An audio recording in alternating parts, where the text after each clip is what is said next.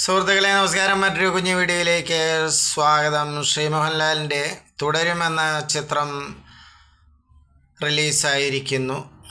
നിങ്ങളിൽ പലരും ഈ ചിത്രം കണ്ടിട്ടുണ്ടാവും. പ്രേക്ഷകരുടെ ഭാഗത്ത് നിന്ന് നല്ല പ്രതികരണങ്ങളാണ് ലഭിച്ച് കൊണ്ടിരിക്കുന്നത്. ഈ ചിത്രത്തെക്കുറിച്ച് പറയുമ്പോൾ ആദ്യമേ തന്നെ പറയട്ടെ, ഞാൻ ഈ ചിത്രം കണ്ടിട്ടില്ല, കാണണമെന്ന് ആഗ്രഹിക്കുന്നു.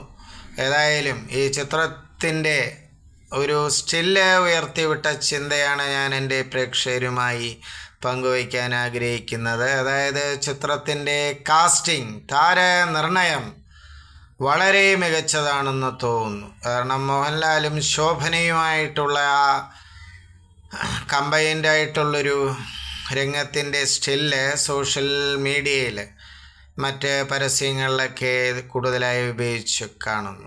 അതിൽ നിന്ന് തന്നെ സംവിധായകൻ്റെ താരങ്ങളെ അല്ലെങ്കിൽ കഥാപാത്രങ്ങൾക്ക് യോജിച്ച താരങ്ങളെ നിർണ്ണയിക്കാനുള്ള ആ മിടുക്ക് വ്യക്തമാവുന്നു. വിദേശ ചിത്രങ്ങളിലൊക്കെ കാസ്റ്റിംഗ് ഡയറക്ടർ എന്നൊരു ഫാക്കൽറ്റി തന്നെ ഉണ്ട്. അതായത് താരനിർണയം നടത്താൻ പ്രത്യേക ഒരു വിഭാഗം തന്നെ വിദേശ ചിത്രങ്ങളിൽ നമ്മുടെ ടൈറ്റിൽ കാർഡിലൊക്കെ കാണാം, ഡയറക്ടർ ഓഫ് കാസ്റ്റിംഗ് വിദേശ ചിത്രങ്ങളിലൊക്കെ. അപ്പോൾ ഒരു സിനിമയെ സംബന്ധിച്ച് താരനിർണയം, അതായത് കഥാപാത്രങ്ങൾക്ക് യോജിച്ച താരങ്ങളെ, അഭിനേതാക്കളെ തിരഞ്ഞു പിടിക്കുക എന്ന് പറയുന്നത് ചില്ലറ കാര്യമല്ല. ഒരു ചിത്രത്തിൻ്റെ വിജയത്തിന് ഈ കാസ്റ്റിംഗ്, താരനിർണയം പ്രധാന പങ്കുവഹിക്കുന്നു. അവിടെ ഈ സംവിധായകൻ വിജയിച്ചിരിക്കുന്നു എന്ന് വേണം പറയാൻ.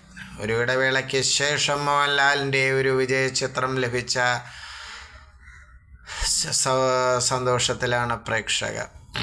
ഈ അവസരത്തിൽ ഇപ്പോൾ ശ്രീ ബ്ലസ്സിയുടെ ആടുജീവിതം എന്ന ചിത്രത്തിൽ ശ്രീ പൃഥ്വിരാജ് പോലും എൻ്റെ അഭിപ്രായത്തിൽ മിസ്കാസ്റ്റിംഗ് എന്നാണ് എനിക്ക് തോന്നിയിട്ടുള്ളത്.